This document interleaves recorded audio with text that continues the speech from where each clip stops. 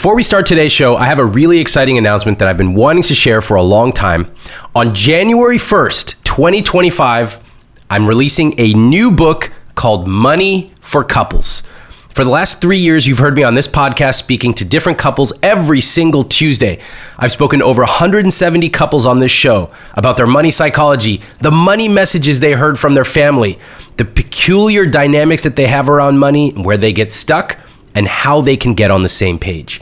Well, behind the scenes, I've been working on the definitive book to help couples get on the same page with money, and that's what I wrote for you. It's coming out January 1st, and in the book, I'm gonna share how to talk about money, including the exact words to use, when to talk about it, how to teach your kids about money, even the exact agenda and account setup that my wife and I use in our finances. I'm gonna share the tactics to make instant improvements, like how to set up your accounts to automatically work together and how to assess your financial health. And finally, you're gonna get a deeper understanding of money psychology in your relationship. And you're gonna discover why you and your partner see money differently and how to get on the same page. Now, it's one thing to listen to couples or watch couples every single week. I love doing that for you.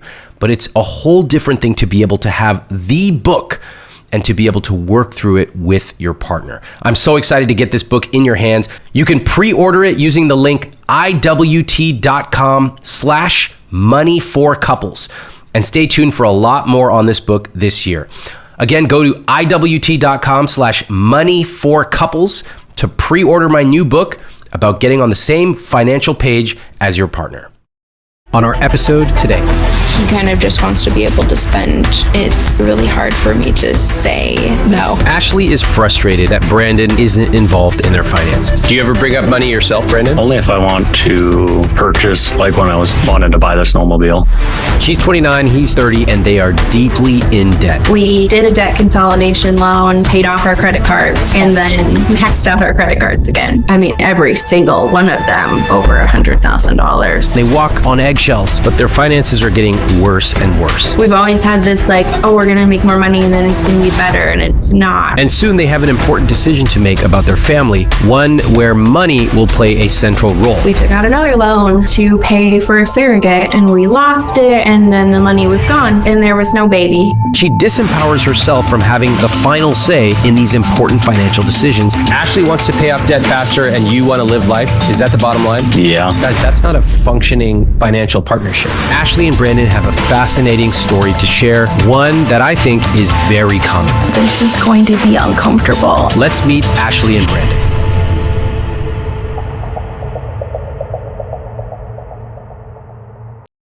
Right now, our goal is getting out of debt. I brought up the idea of selling a vehicle that is not a necessity. It's Brandon's truck, and it wasn't an argument necessarily, but just isn't something that we agree on because he doesn't want to sell it. Okay, paint the picture for me. I work from home, so if I need a vehicle, I will get up in the morning and I will drive you to work, and then I will have the vehicle for the day and I will go pick you up. And I tried to problem solve needing two vehicles. He did not feel comfortable selling it. What do you say? He had reasons why, because we have a boat that we don't use.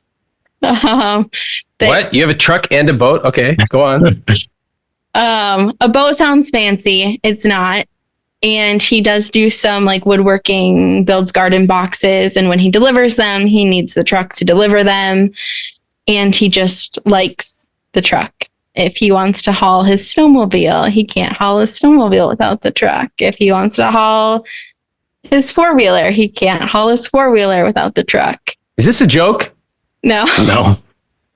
All right, we might as well just get a full inventory of all the stuff you own. So you have a truck, a snowmobile, a four-wheeler, a boat. What else? Pit bike. What is that? Oh, like one of those bikes that goes on the dirt? Yeah, it's like a dirt bike, but it's a smaller version. Okay. All right, go on. So you suggested the gentle idea of perhaps selling the truck, and then he said what? And it was always like, yeah, I don't think I want to sell it. And that's still where we're at with it. Brandon, what do you remember about that conversation? she asked to sell it, and I gave her the reasons why I didn't want to. And I enjoy having the truck for when I do need it. Do you ever bring up money yourself, Brandon? Only if I want to purchase, like when I wanted to buy the snowmobile. How did you bring it up? I told her that I had found the snowmobile and it was a really good price for what it was, and that I enjoyed riding them when I was younger and just wanted to get back into snowmobiling. Is there an asset there, or were you telling her, or what was the deal? She had looked over the budget and we ended up getting a little loan for it, and then went and picked it up. How much was the snowmobile? $2,500. What interest rate? Do you know? I don't know. Ashley? I don't remember. How long did it take you to pay off? Yeah, 3 or 4 years. Yeah. Oh, what do you think about that? I shouldn't have given my reaction the way I did. That's why I don't play poker.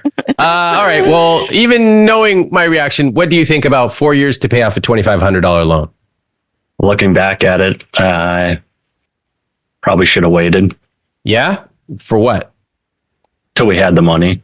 So the primary challenge that you're both facing is you have debt and you disagree about how aggressively to pay it off. Is that right?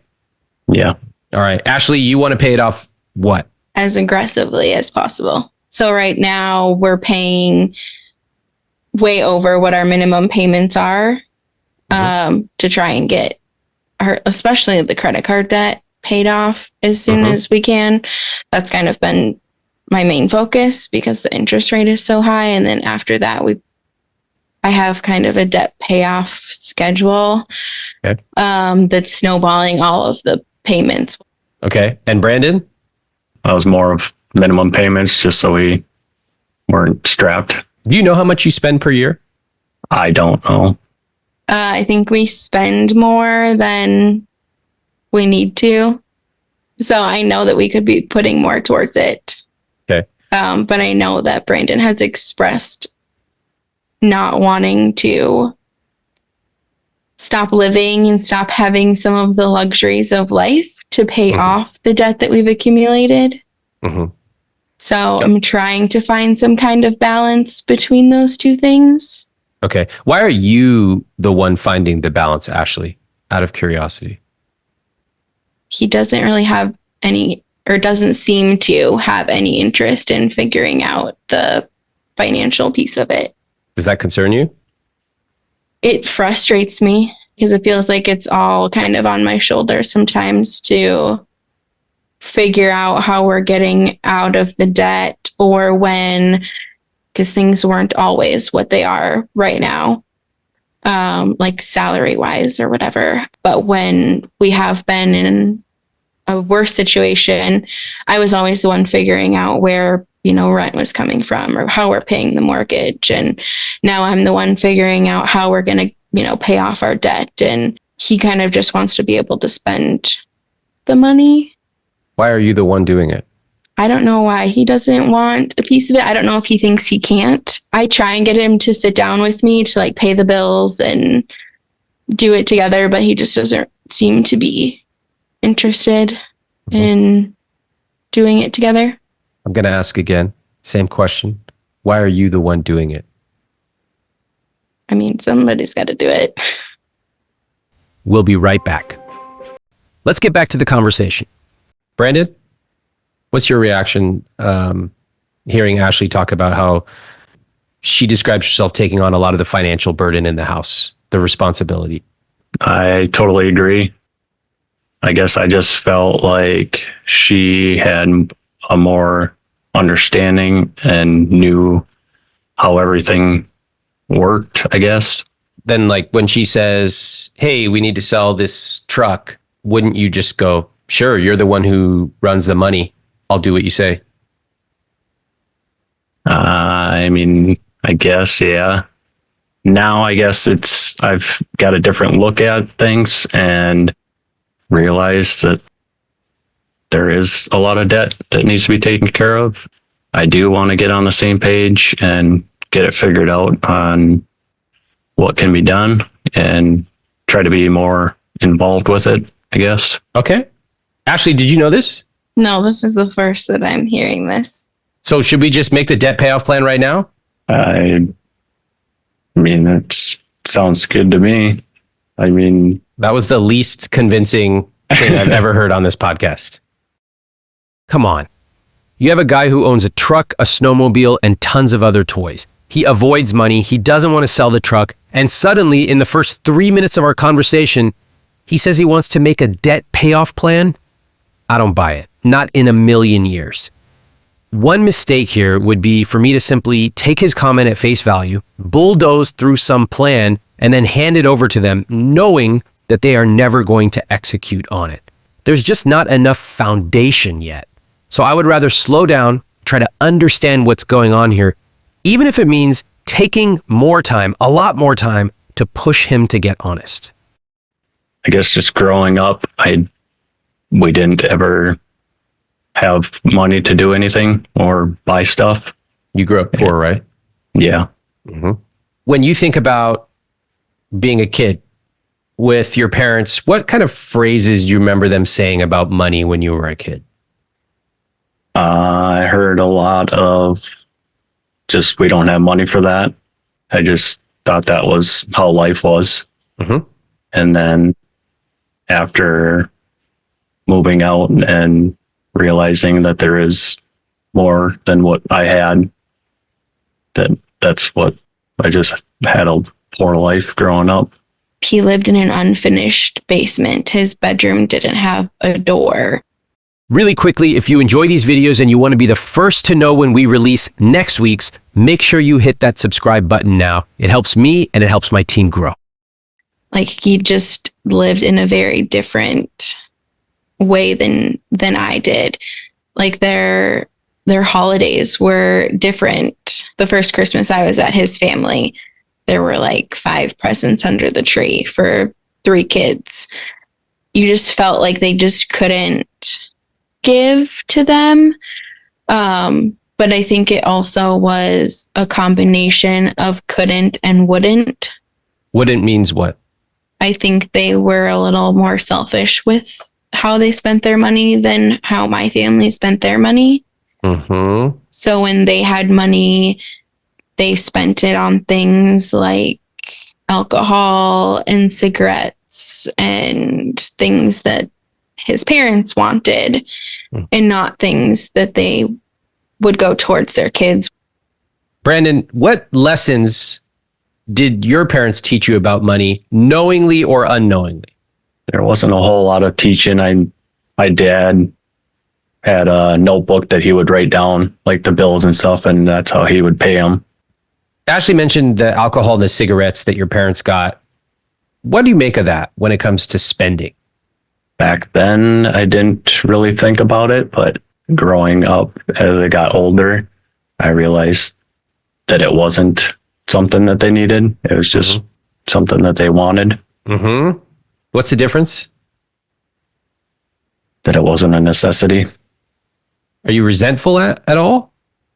Yeah, I would say, yeah. Just because they made it a priority to spend the money on that kind of stuff instead of things that we could have used. How do you feel looking back on your upbringing? How do you feel about the money part specifically? Now I feel great on the money that we do have. Mm-hmm. Tell me more. What do you mean? I guess just being able to buy the things that I do have and being able to appreciate that stuff and having the opportunity to do those things that I enjoy. Got it. The 4-wheeler and snowmobile and stuff. And then I ended up losing my brother in 2018 and just thought that enjoying life was more important. Mm-hmm. Important than what? Paying off all the debt right away. Got it. Okay. Sorry about your brother. Thank you. So after that happened, you already had debt at that point. And did you just accelerate your spending at that point? Yeah, I would say it got worse. Brandon learned that he has to live for today, like many people who grew up poor. And his brother's tragic death obviously played a role as well. So my parents are divorced, so I had two households and they were managed very differently. My mom, it was just her in our house, and it was definitely more difficult. She never would say anything about money, but I could tell in like how we would eat dinner. Like I knew that if we were having like ramen for dinner, that was like a time that things were tight. If we were having chicken, then I knew that was like a good week that we had money to like have meat for dinner. Wow. Did you learn to pick up on these subtle signs and then regulate your own behavior and what you said to your parents?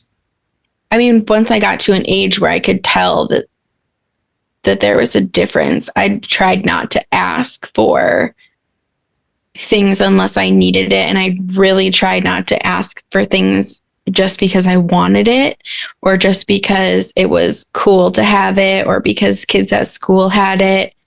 I didn't have like the cool sneakers or the cool backpack or the cool clothes because it was too expensive. So I didn't ask to shop at those stores. Like we would shop at Kohl's because their clothes were cheaper than shopping at Abercrombie or wherever kids were getting clothes from.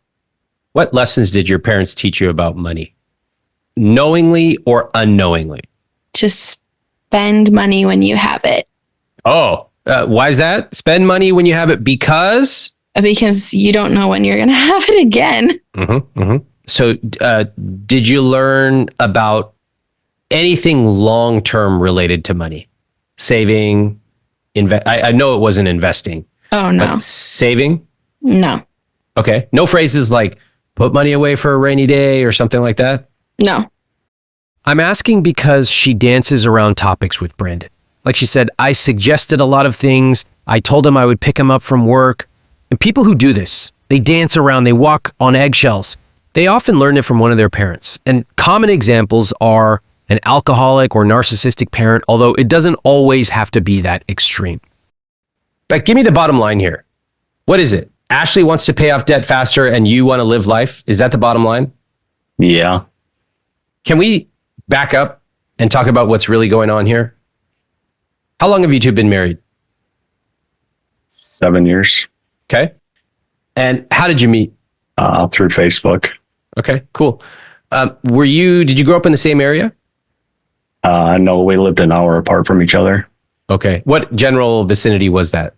Minnesota. What age were you when you met Ashley? 17. 17. Okay. And what was your financial situation between like 17 to 20? Not good. Wasn't making a whole lot of money. She paid for a lot of stuff. Oh, from day one. Yeah. Everything. Whoa. Tell me about this. Dinners, movies, clothes, food. Did you like that, Brandon? Not really, no. I wanted Brandon to get a job. He didn't have a job when we started dating. And? He didn't want to get a job. Huh? Why not? His family was very different than mine. And I had a lot of ambition. And I had a lot of encouragement and motivation at home. Okay. They just wanted me to be home as long as possible, I think. Just like small town, we don't want you going away. For sure. Maybe you get some different ideas, but basically like family is important and we want to stay a tight unit. Right. Right? Yep. I think we discussed it for a good, 6 months before I was like, better get off the pot, basically. And he did get a job that he biked to. How much did you make at that job, Brandon? I think I started off at like $5.75. Okay. Yeah. $5.75 an hour. All right. I don't care about paying for anything. I cared about the intention behind him not paying for anything. Even if he paid for 1 out of 10 things, I was fine with that. If he was doing something. Now, back to the show.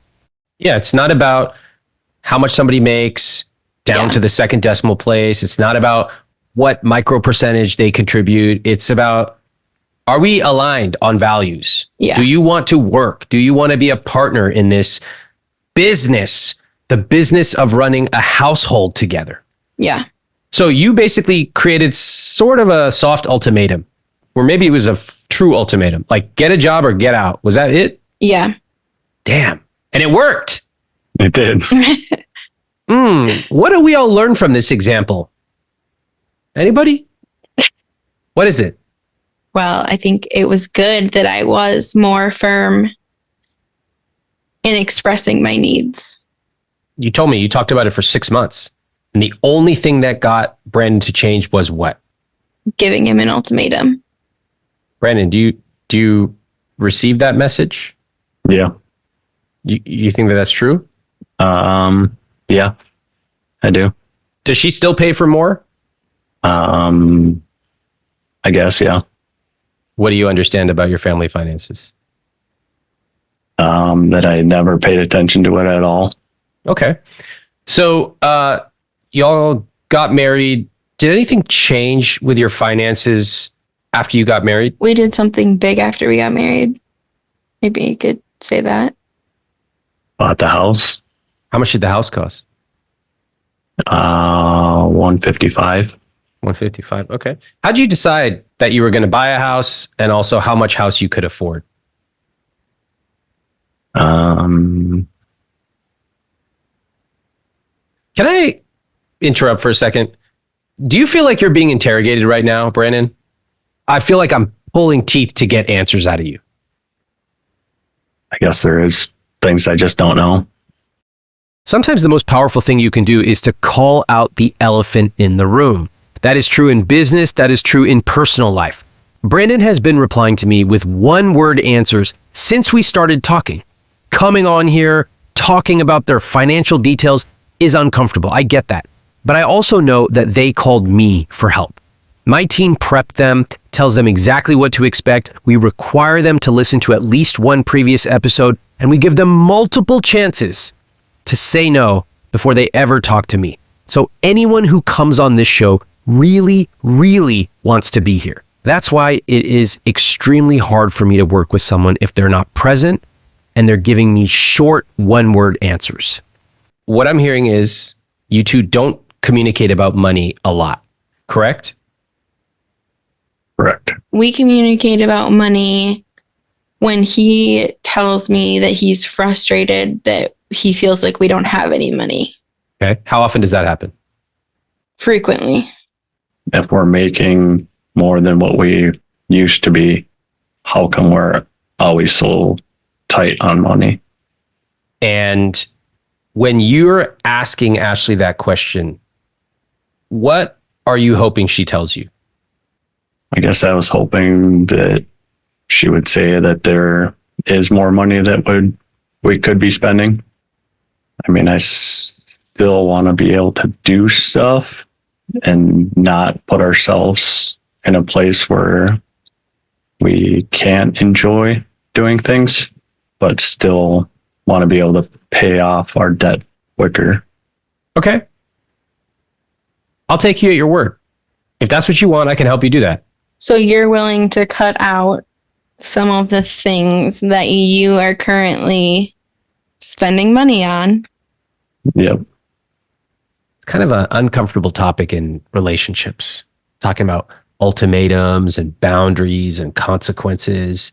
In many ways, feels a little icky. It can even feel like parental childlike, you know? You give a child a timeout if they don't do something. We don't really want to think of our adult intimate relationship like that. And yet, having standards is so important. Yeah. So important. Having expectations, so important. I'm sure you have a bunch of expectations, but it seems like around money, maybe not. I have expectations that I don't want to express because I don't know if he will want to live up to them. If he doesn't, what then? I'm afraid of what that means. Brandon, do you have any financial expectations? I don't think so. I think he doesn't know enough about finances to have expectations. All right, Ashley, I think it's a fair point you make. Brandon may not know enough about personal finance in order to have expectations. Like I don't know enough about cabinetry to have any expectations. Are you okay with that? No, I'm not okay with him not knowing. Okay. But I don't want him to know that. Why? I will absorb that burden for him. Why? Because I feel like it's my job to do that. Just like it was your job as a kid to tiptoe around your parents when money was tight and you didn't bring up certain things. Yeah. Just like when Brandon came to you and said, you know, you were sitting there and you said, I want you to consider getting rid of the truck. And instead of telling him, I run the finances in this household, this is what we need to do. Let's have a discussion, but it needs to happen. You said, yeah, I could pick you up and, you know, it's not forever. And you're making all these kind of concessions and promises about the future to try to get him on your side. And it never works, does it? No. What is the dynamic going on there? I'm not being assertive. Why? I want to protect how he feels. I don't want him to feel less than. I don't want him to feel unworthy. I don't want him to feel like he should know something that he doesn't know when it's not his fault that he doesn't know it because he just doesn't know it. And I don't want him to feel bad for that. And so I just absorb that myself. What are the consequences for your relationship? I take on a lot of that burden myself. And I think I hold a little bit of resentment because of that. What else? I wish we did it together. I wish we held that burden together. And there are things that I expect or I need that I don't voice my opinion on. There are things that he wants or wishes that I don't agree with, and I don't voice my opinion on them because I don't want him to feel unworthy. He has felt that for so long. I don't want to be the person to make him feel that way. It's pretty deep stuff. Let me check in with you, Brandon. What are you hearing as Ashley says that? I know that she's a lot better at handling that stuff and believe that she has good intentions on getting us out of what we're in. That's just a story. She's better at money because she's taking the time to learn a little bit about it, right? Yeah. But Ashley, are you great at money? No. It's actually the worst of all worlds. You've given her all the work, but you micromanage and say, like, I want money for this snowmobile. I want money for this, and I'm not going to sell the truck. You've put her in an impossible situation. Do you see that? Yeah. And I also struggle with telling him no if he wants to buy something. Because I know how long he went without. And so when he asks if he can buy something, it's hard for me to say no. And he does work really hard. And so I know he deserves things. You know, it's never that he doesn't deserve things. what does that word mean, deserve? It's been a common discussion that he feels that he doesn't get rewarded for his hard work. And so if he asks for something, I want to be able to reward him for that, or be able to make him feel like he did a good job, or he was enough, or he's providing for our family, or whatever it is that's going to make him feel good. Are you hearing what you're saying? I hear it and I know that I shouldn't, but it's really, really hard for me to say no to him. How hard is it? Because if I'm looking at your amount of debt, you have $261,000 of debt. So it costs you $261,000 to not be able to say no. It's going to cost you probably $400,000 if you stopped spending today. So it costs you $400,000 to not be able to say no. Was it worth it? I mean, no, it wasn't. You know, you're actually not doing him any favors by taking all this burden on yourself. Because if you got hit by a bus tomorrow, if something happened to you tomorrow, he knows very little about anything financially. Do you know why? Why he knows very little? Yeah, why? I control everything. You've taken on everything. Yeah. He has no reason. Guys, that's not a functioning financial partnership. And I'm struggling with, I don't know if I'm supposed to be educating him. I don't feel like I'm supposed to have to, but I also feel like I have to because he doesn't know. You don't have to educate your partner about money. It could be you, it could be a book, it could be any number of things. But it's less about you, the supply, who educates, and more about the demand. Does the partner want to learn about money? Brandon, I don't get the sense that you do. Correct me if I'm wrong.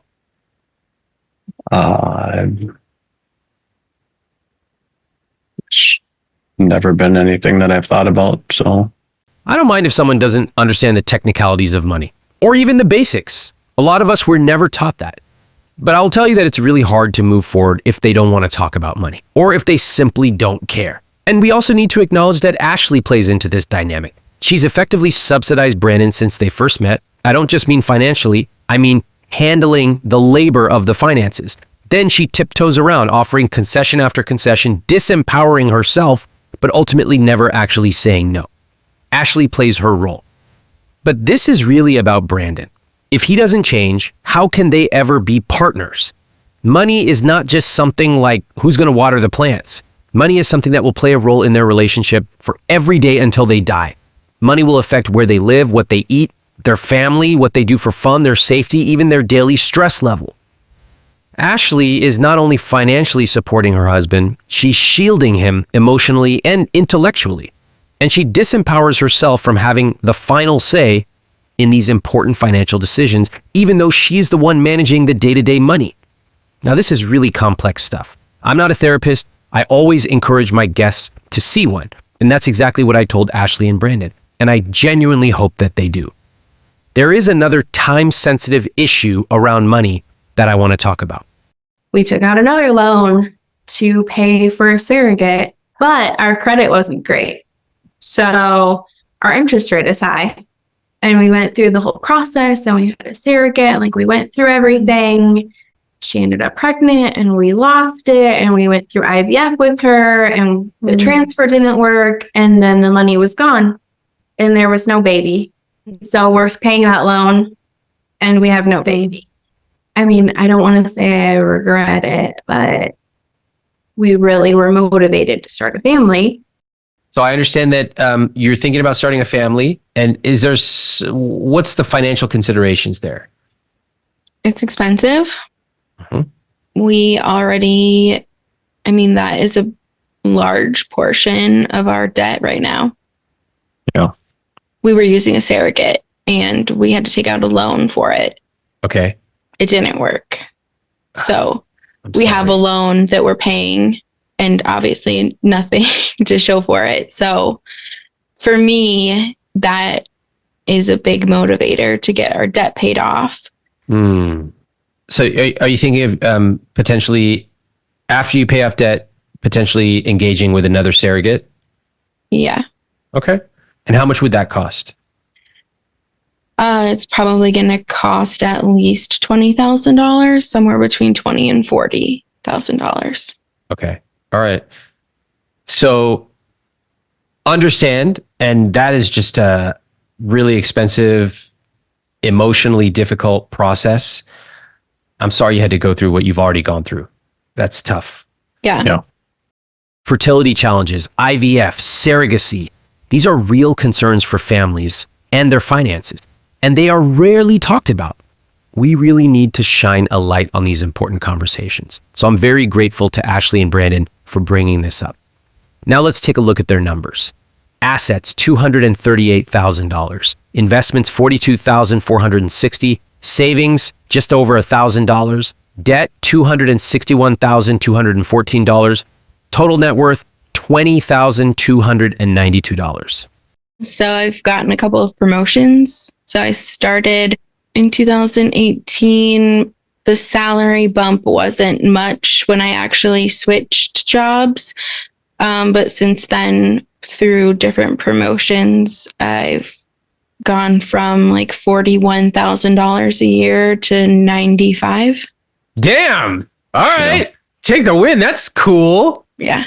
That's $160,000 at age 30, basically. That's a lot of money. It feels good on paper. Brandon, what do you think about that? It's a lot of money. Okay. Where's it all going? We'll be right back after this short break. Welcome back. Let's keep going. Well, let's take a look. Your fixed costs, what's that number right there, Ashley? 91%. That's pretty high. In fact, that tells me right there you're broke. And yet, you do have all these gadgets and fun stuff you're doing, which means that it's going to debt. You've built a flywheel where you're spending more and you're just building your debt up. And at this rate, we can go into the numbers, but probably not be paid off for many, many years. Your mortgage is incredibly low. $1,100. Amazing. Yeah. Fantastic. Car payments are $600 a month. That's the truck and that's our gas. Okay. Not bad. What kind of truck? F-350. Oh, of course. What do you need that to haul? At the time when we bought it, we had a camper. Okay. And what happened? We needed a bigger truck than what I had for the camper. Okay. And then we sold the camper. So what do you do with the truck now? Use it for the boat or the garden boxes for delivery. Can I ask you a question?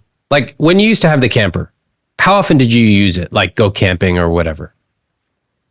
Twice. Twice total?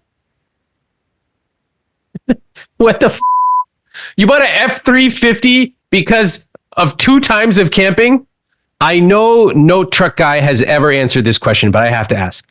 Did you ever consider renting a truck for the 2 times to use the camper? No. Never considered it. How come? I always wanted a truck because I never had anything. And when I want something, it's to have it. You've heard me previously say that we can simultaneously acknowledge personal responsibility and the need for structural changes. Well, here we have both of them. Brandon grew up poor. That affects how you experience money, how you see money, how much you know about money. For example, I can promise you his family was not teaching him about a Roth IRA. But we also see that he's made a series of bad choices.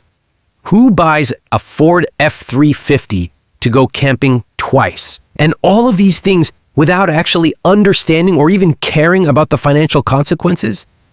The truth is he hasn't really faced any financial consequences. Ashley absorbs them for him. And even on today's call, he's not really engaging with me. He's sitting back, waiting for me to either fix this situation or to end this conversation. And what I realized is I needed to recalibrate this relationship so he takes an active role in it and I am not leading it. Now, if you could afford it, I say, God bless. Fantastic. Do it. Spend more. But you can't.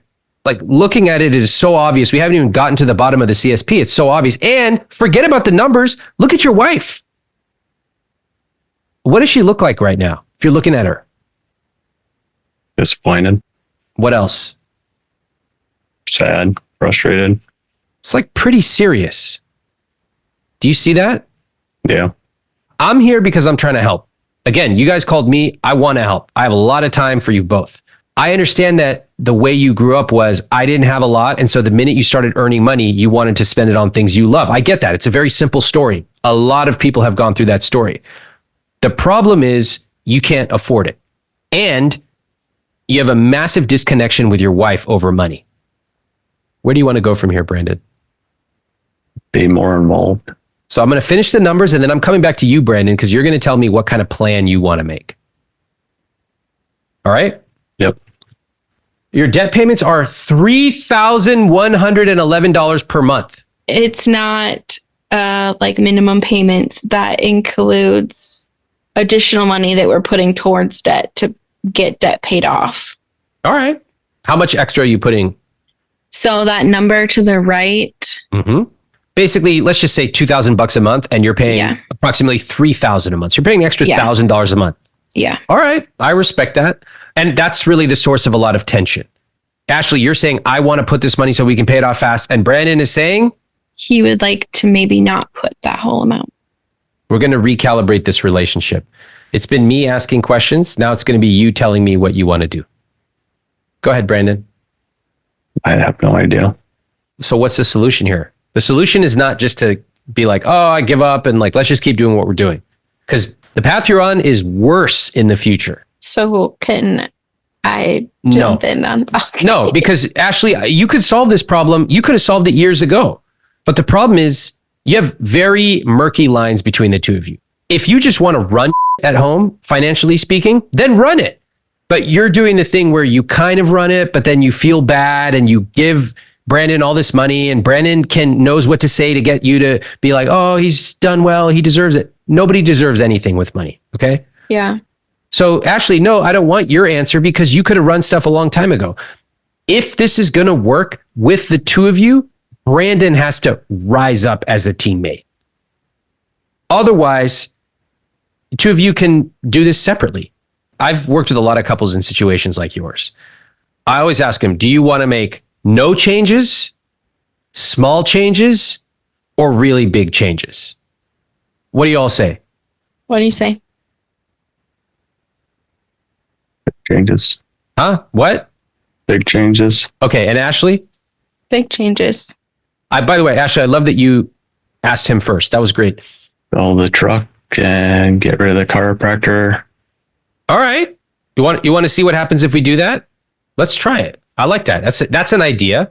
What number should I change? Car payment. Yep. And right now it's 596. What should I make it? I don't know what that would go down to. Need you to give me an approximate number. No one's going to do it for you. You got to come up with it. $100. Great. That took your number down. If you noticed, this used to be 91%, your fixed costs. Now it's 85%. That was a big deal. Let's do it again. What else you got? The chiropractor. All right. You want to zero that out? Yeah. All right. You sure about that? Yep. Okay. That takes us down to 83%. All right. What else? I don't know. I want to invite you, Ashley, to speak really honestly. Maybe more honestly than you've ever spoken before. Sometimes it's really helpful to have a third party. Is there something on your mind, Ashley, right now that you want to just have a conversation with your husband? I want you to want to be involved. I don't need you to know everything. I want you to want to look into the future. And I don't just mean like paying off our debt. I mean saving for things like house repairs, like vacations, like big purchases that you want or that I want or that we want for our family. I want you to want to be interested in your retirement. I don't know everything. I'm not going to pretend like I do. I'm learning it right along with you, but I'm learning it alone.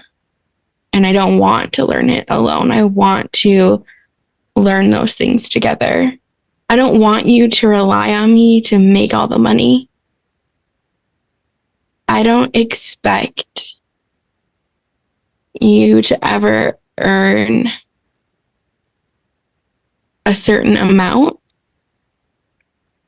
but I don't want you to go into any job situation thinking like, oh, Ashley will just pick up the slack. It's fine because Ashley makes enough money. I'll just take a pay cut because Ashley makes enough. Like, I want you to have that ambition of like, I want to do this for my family.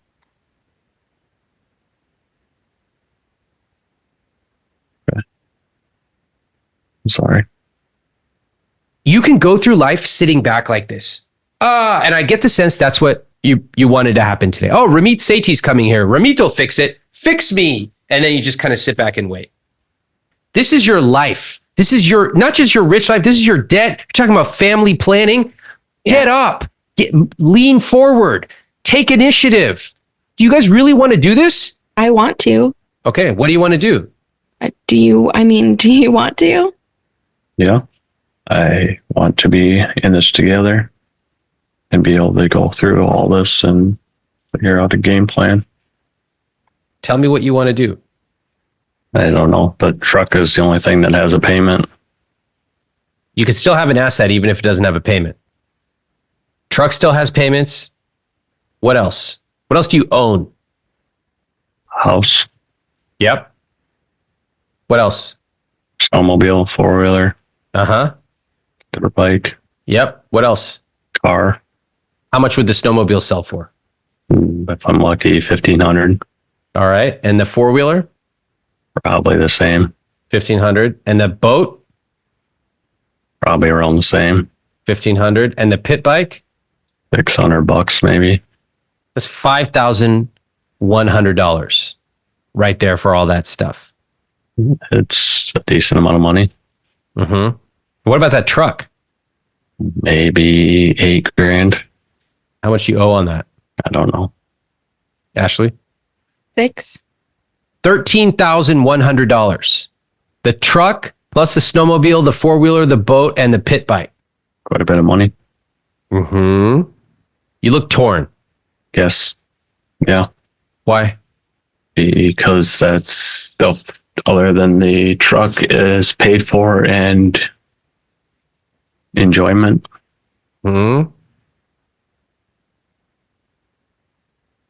This is where you have to decide on what is the most important thing to you right now. So last year you sold garden boxes and you didn't know if you wanted to do it this year. And I would be okay if you wanted to wait to sell these extra toys, if you wanted to commit to doing something else on the side to make some extra money instead, if the truck still went. Why? Why do you say that? I don't want to like just out you, but just emotional things. And I don't want to see all of the things that he takes enjoyment out of be taken away from him, and see him kind of slip back into those like darker places. Brandon, what do you think about that? Just sell it. You feel comfortable? I don't want you to feel pressured. It's not my money. It's your money. It's your stuff. I want to do that. And Actually, I know you want to, but Brandon, I'm not getting that from you. Yeah. I do want to do that. It's just been a different perspective on life after losing my brother. That I could be gone tomorrow. So that's why I have the things I have to enjoy life. I can understand that. I mean, I can't understand the kind of pain you went through. I never lost my brother, but I can understand how it changes everything for you. None of us listening can understand what it's like to lose a brother. That shatters any reality you had before. It's no surprise to hear Brandon admit that he wants to live more for now than for tomorrow because he doesn't know what's going to happen tomorrow. I'm sorry that Brandon had to go through this, and if you have experienced any kind of loss in your life, I would highly encourage you to speak to a therapist. It makes perfect sense. I see why you have the things you do. If that is what you want to do, then maybe that is your journey. But that's not what Ashley wants. And the two of you are married and you're talking about kids. And I think we could have so much more. Like, I know you see what we have right now, and you see these things. But I think if we buckled down and got this taken care of, like, we don't make a bad income. And if we got our debt taken care of, we could have so much more. I'll show you. I totally agree, Ashley. I think you don't actually, Brandon, understand the vision of how awesome of a life you could be living. Yeah.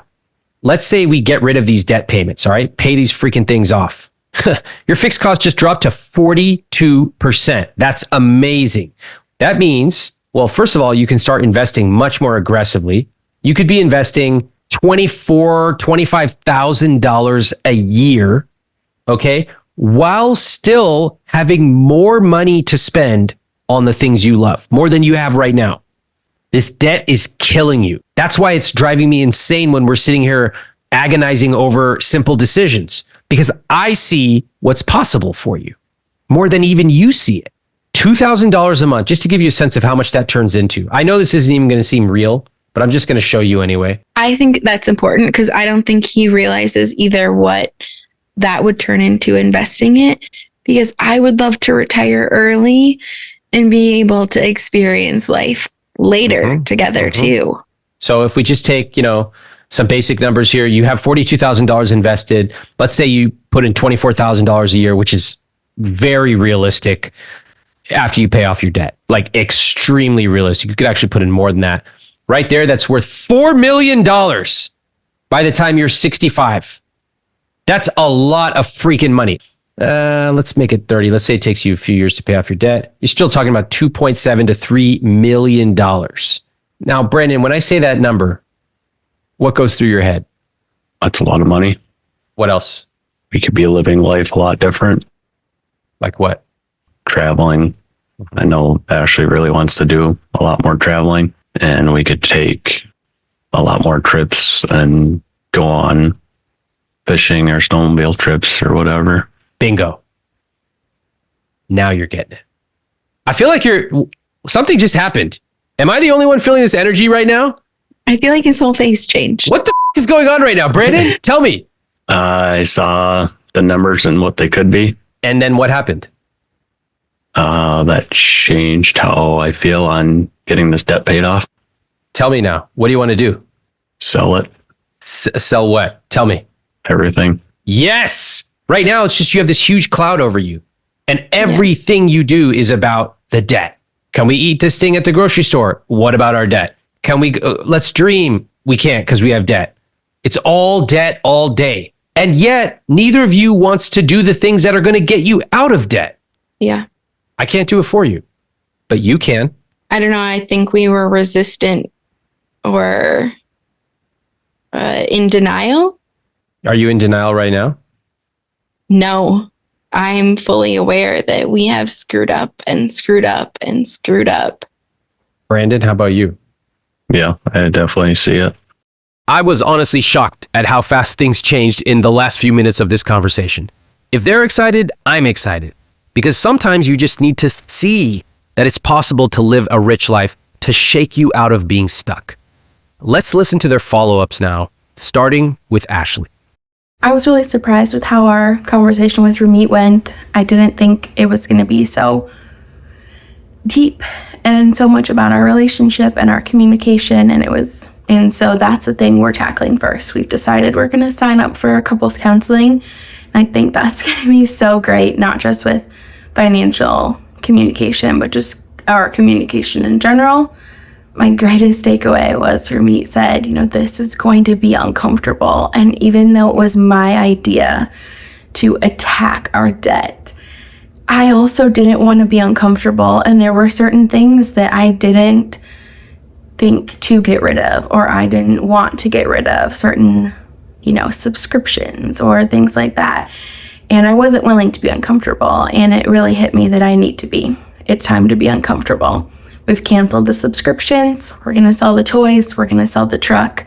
We're going to focus on our communication, getting our debt paid off, putting our extra income towards debt, and then 25% towards savings to build that up, and really just kind of build a strong foundation of our relationship, our communication, and then getting this dang debt tackled, paid off. And then after that, we're going to be comfortable and really just have a better relationship all around.